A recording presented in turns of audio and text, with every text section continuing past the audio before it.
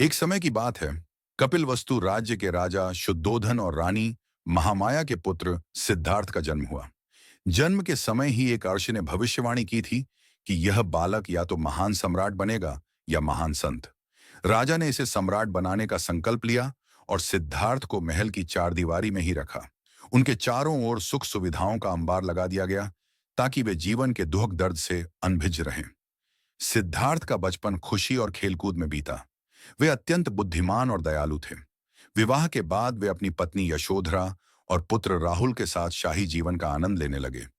लेकिन उनके मन में हमेशा एक अजीब सी बेचैनी रहती। उन्हें लगता था कि जीवन सिर्फ ये भोग विलास नहीं है, कुछ और भी है जो वे समझ नहीं पा रहे हैं। एक दिन सिद्धार्थ ने महल से बाहर जाने की इच्छा प्रकट की। राजा ने उनके रास्ते में हर प्रकार की विपरीत परिस्थितियों को छिपाने का प्रयास किया, लेकिन किस्मत को कुछ और ही मंजूर था। महल के बाहर सिद्धार्थ ने चार दृश्यों का सामना किया जो उनके जीवन की दिशा बदलने वाले थे।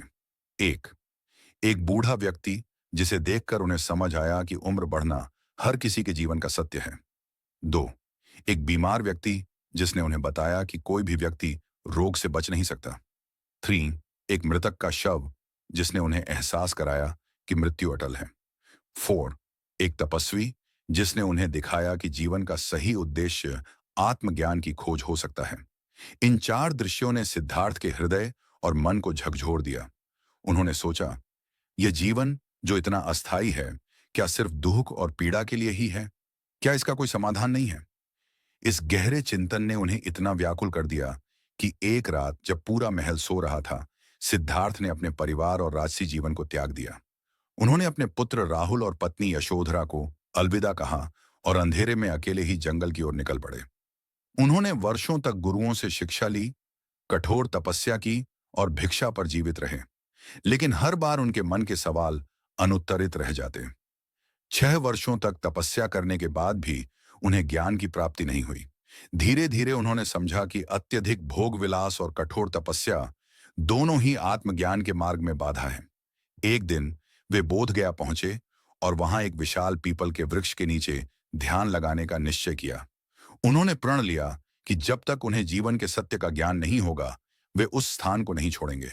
दिन रात बीतते गए। उनके मन में विकारों और भ्रमों का अंधकार छाने लगा, लेकिन सिद्धार्थ ने धैर्य नहीं खोया।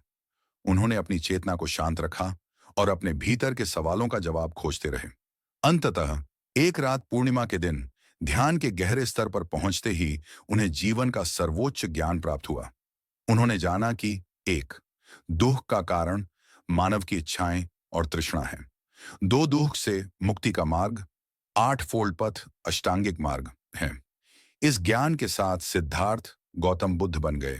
गौतम बुद्ध ने सबसे पहले सारनाथ के हिरण्यवन में अपने 5 शिष्यों को उपदेश दिया।